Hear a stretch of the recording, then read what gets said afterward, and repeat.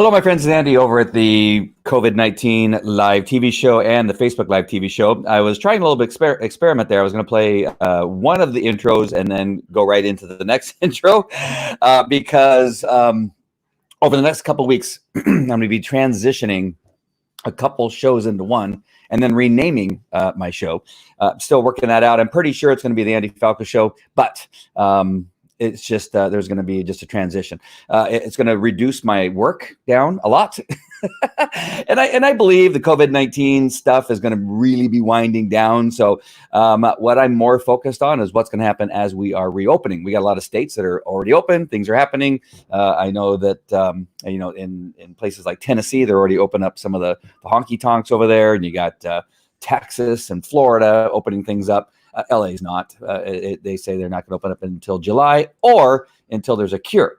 And so that takes me into a whole nother world because as those of you that are following me on my personal page, because I'm actually broadcasting on my personal page, the two business pages of the Facebook Live TV show and the COVID-19 live TV show, and also YouTube and Twitter, not Twitch because I ran out of spots to be able to broadcast to, but I'm going to be transitioning the shows that you are seeing me on now, which are all the same places, and just simply be focusing on down to one, somewhat of not necessarily a variety show, but a show that will do a number of different things. It'll be different topics, different guests, different things.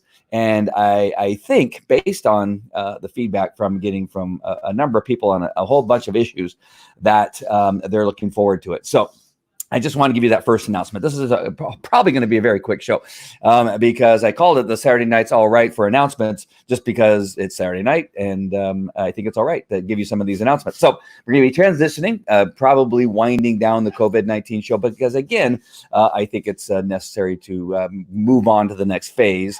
The Facebook Live TV show I've been doing ever since Facebook started Facebook Live. So that show has been going on strong for a long time. And again, I think it's just time for maybe even that show to hit the mothballs and transition into some new content, but still teaching people about how to go live and other platforms and maybe even in the new Andy Falco show, which again, I don't know that I can get away from that. I've written 9 #1 best-selling books, and now I teach people how to write best-selling books and become best-selling authors. We have a mastermind group, have a bunch of other stuff. So I don't think I can get away from the teaching of marketing to entrepreneurs and that kind of stuff. So you're going to see some transitions over the next week or two. Those of you that follow me, those of you that want to some current events stuff that we're going to be talking about in regard to politics and whether or not a state should be opening and a whole bunch of stuff. I'm either going to make you very, very happy or I'm going to make you very angry. And so that's the way it is. Again, if you're watching if you're following my personal page, you'll understand what I just said. All right. Because there's some goofballs out there, I got to tell you, that they don't use the old gray matter, right? They start talking about stuff. And I think there's many people on social media, right? This is probably pretty common on social media, Twitter, Instagram. They see a post and they just want to be the opposite, right? And that's where they live. They live in the opposite world. And no matter what, all roads lead to Trump too, right? So you'll put a post up like, hey, should we, how about if we close down some of these senior homes and nursing homes and open the schools? Because based on the science and everything we've learned, relatively very few children are getting infected. As a matter of fact, there's more children being abused than there are that are catching COVID-19 and a whole bunch of other things like that. So regardless of what you think on that. So on that post on my personal page, one person gets on and says, yes, and Trump said to inject bleach. And I go, what does that have to do? Not everything has to be about him. It has nothing to do with whether you're, a Trumpster or a Obamaster or whatever you are. It has nothing to do with that. I just said, how about we look at this? I mean, all the people that are being infected, and 1/3 of the deaths, and in New York is 1/2 of the deaths, are in nursing homes. something's wrong, right? Let's get some of those people out of the nursing homes that are very vulnerable. Let's get the people that are in the nursing homes that are super old and have maybe even COVID-19 and get them into hospitals where they belong. Get them out of the nursing home. I think that would be a wise thing to do. Maybe you can leave the nursing home for very healthy senior citizens that don't have any, well, I mean, it's hard to be 80 years old and not having any underlying issues, right? But that was the point.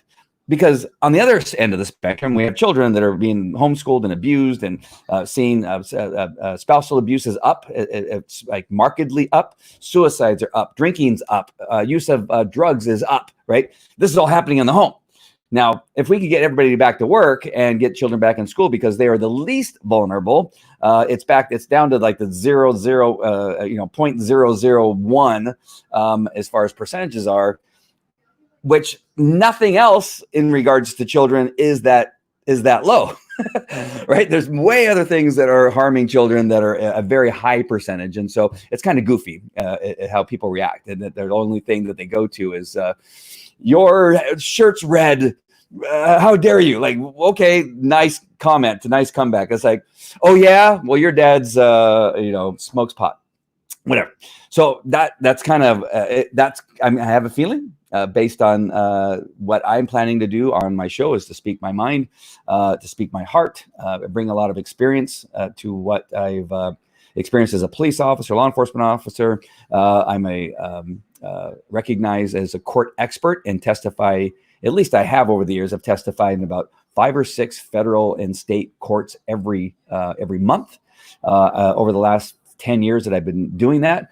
I don't know that there's many people on the planet that have testified in a federal court as much as I have, quite literally, because it's just not something people do all the time. But I've testified in federal and state court hundreds of times. I've written hundreds of reports. I reviewed tons of documents from the DEA, from the ATF, from Border Patrol, federal cases, and reviewed them of wrongdoing, for wrongdoing, and if there is wrongdoing or not. And then I've exonerated some law enforcement officers from wrongdoing. So I have a lot of experience in that area, and there's a lot of stuff going on right now where that type of expertise would probably be helpful to bring to you. As a matter of fact, tomorrow I'm doing a show. Oh man, I pulled it down. Tomorrow I'm doing a show on, it's called Flynn versus the FBI, DOJ, CIA, and other knuckleheads. That's the show I'm planning on doing tomorrow. I got it almost ready, so it should be going on tomorrow. It'll be somewhere around 10 a.m. to noon, somewhere in that space. I just got a few more things I got to work out to make sure that I get you good information, and I'll bring in my experience in these cases like this. And I've had a lot of cases very similar, not one where these agencies are trying to take down. A general. I forget how many stars he is. That's kind of the things that I want to make sure and work out, that I know how many stars he is. I forget what he is, but he's a lot of stars. General who was doing exactly what he was supposed to be doing at the time, and they have brought him down. So I'll be bringing some of my experience in the court system and reading redacted documents, which I read all the time. Not the redactions, of course, because they're redacted, but trying to fill in the blanks and read between the lines, and then helping attorneys get motions to unmask those things that are on those documents. I've been doing this for 10 years, maybe longer. As a detective, I've investigated, law enforcement officers for different things, and your average citizen. I've gotten search warrants. We've surveilled people. And so I think I can bring a perspective in to talk about why there's a lot of BS being sold to the media, and they're just spewing it out and pretending, well, we don't believe, we don't see, we're not going to ask. Like, wait, you're supposed to be the media. Why aren't you asking the questions? Oh, you're pushing, that theory, right? I'm telling you, there's a lot of things that are not a theory that's going on. I also just watched Waco. If you haven't watched Waco on Netflix, it takes me back. I was a police officer when that was going on, and was privy to a lot of the information that was coming out and what the FBI and the ATF had done. And watch that. If you don't believe that really poor decisions are made based on ego, then you have another thing coming. And the sudden possibility, or the sudden loss of memory that some of these people have when they get asked questions is astonishing. Again, I cannot wait to talk about that. That's really going to be my focus tomorrow, is that you ask these people that are in a, vice president, perhaps at the time, even president, the director of the FBI, the deputy director of the FBI, the director of the CIA, and they get asked questions. They go, I don't remember what we were doing. And it really, yeah, did you do this thing? Did you unmask Flynn? You know what? If I did, I don't remember. Really? So let's talk about that tomorrow. So that's going to be kind of the transitioning into the new show, bringing that kind of information, new perspective.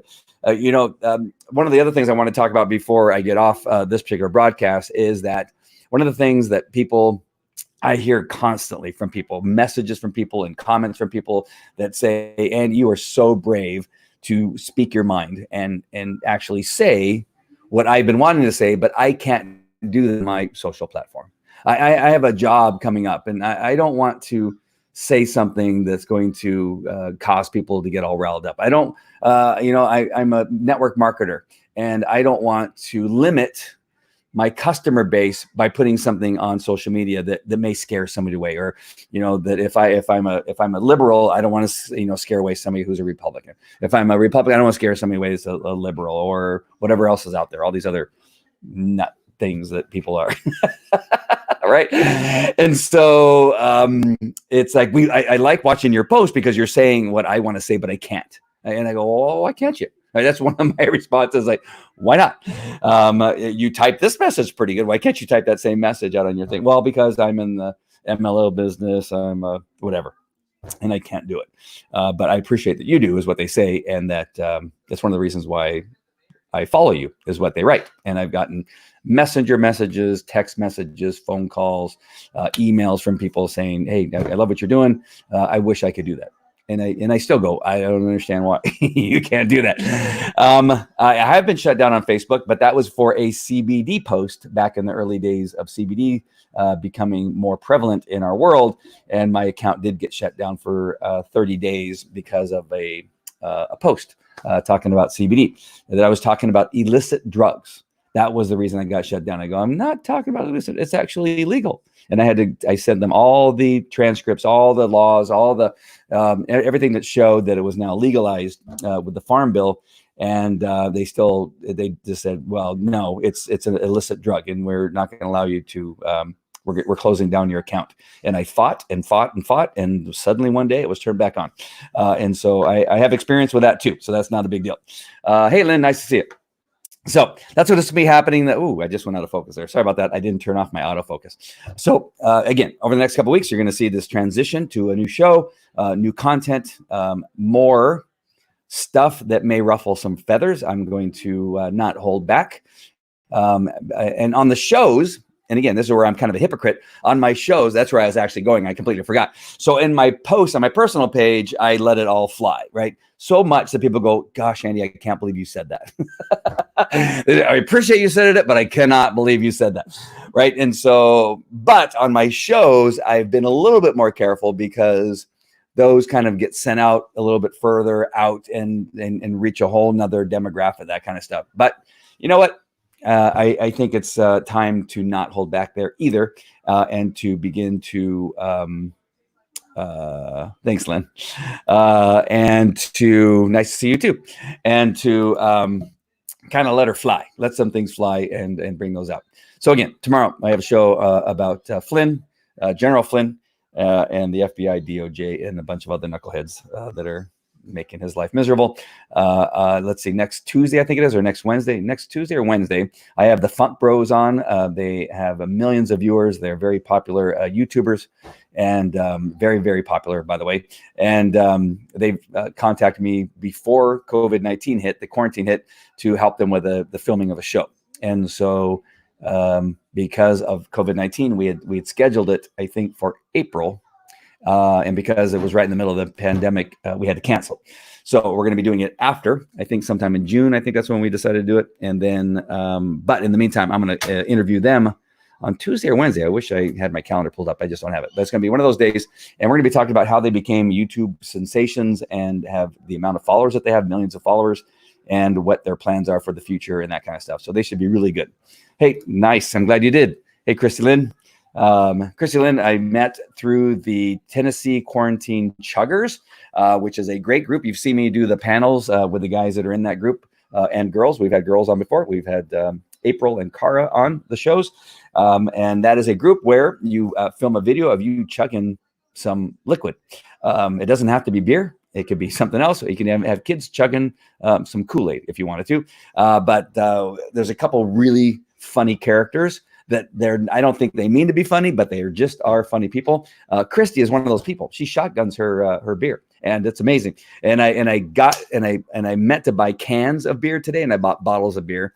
And next time I'm going to get cans of beer so that I can also do that little. She hits it with a knife. She holds it up, she opens up the top, and bam, that beer's gone. And I've never done that. I know that you think that I would have done that in my days, and I've done a lot of things. For whatever reason, I've not done that. So that's kind of some of the stuff that's coming up. I'm looking forward to this transition. I'm excited to see where it takes me because I am so. Oh, you Michigan here? Oh, you're in Michigan. I thought you were in Tennessee. But part of the. Okay, I got it. I gotcha. Nice, very cool. So yeah, so I did a combo show the other day with Nick from Tennessee. That he brought in one of his friends, I think, or brother. I forget who runs the Michigan Chuggers show or page, or group. But we combined the Tennessee with the Michigan and talked about how they all started. And I believe Michigan has somewhere in the neighborhood of about 68,000 members to their group. 68,000 chuggers in that group. I'm on liquor tonight. Oh, that's good. I think. Is that good? It should be. All right. So there's some of the announcements that are coming up. We got the Funk Brothers. I'm going to be talking about Flynn tomorrow and giving my perspective from my law enforcement background and expert witness testimony on federal court cases. And we'll bring in some of my perspective on that. And then, but it's going to be fun. I got my opinions on California and what's going to be happening here in California, that they're not opening it up. And Garcetti, and who's the mayor of Los Angeles, saying that he's not opening it up until there's a cure, which there may never be a cure, which is really interesting that he said that. I saw a trailer for Escape from LA. Do you remember Escape from LA? Russell, what's his name? Something Russell. What's his name? The actor. Russell is his first name? I forget. Anyway, we're going to have to escape from LA. Because when you watch that trailer, you go, "Oh my gosh, that sounds exactly what it is we're going to be going through now." The government has ended church. You can't go to church anymore. You can't have a religion, and they're trying to control you. And it's a little bit like Escape from LA. And so, so I'm going to have some shows on that and some experiences on that. Thank you. Mark and Dan run Michigan. If I'm not mistaken, and yes, roughly 68,000. Yeah, that's crazy. They're raising money. I know the Tennessee we donated $400 to. I say we because we're all part of the group. $400 to for some PPEs, I think, and some other stuff for a local organization. And so it's great, right? You chug some beer, you have a few laughs, you sell some shirts and some hats and some koozies like this one, like this is the logo, which is a cool logo, Tennessee Quarantine Chuggers. You sell a few of these things, you raise some money, and you give it away to charity. How awesome is that? You use that platform, which is just a fun platform, to raise money and make some people's lives a little bit better. And there's nothing wrong with that.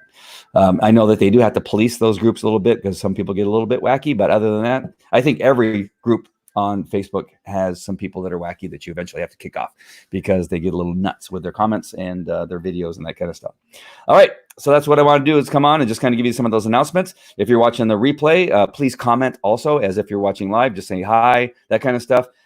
Because it's good to get into practice, because I have a feeling in the near future, as we talk about things like vaccines, as we talk about whether we should go back out again or not. I know people are going to have an opinion as we get closer to the election in November, and based on things I know that I'm going to talk about, that I'm sure people are going to have some opinions. So get those digits ready, write some comments, and let's get going on the new activities that are going to be brought to you by simply following me and my shows. And we're going to have fun. Either way, we're going to have fun. It's not meant to really hurt people's feelings. But I think some people allow their feelings to be hurt because they just cannot have a conflicting opinion, come their way. They get too offensive. They have derangement syndrome, and it's just kind of crazy, right? I can have an excellent conversation with somebody that has a different opinion than me, and I don't have any problems having a conversation. But you get the other people, and they, oh yeah, well, he said to inject dog urine into your veins. He did? Where was I? Because I missed that, and I was watching that broadcast of his thing. All right, so that's it. Have a great Saturday night, and I will see you tomorrow. Thanks all for joining, Christy and Lynn. I appreciate you guys. Take care. Talk to you later. Bye.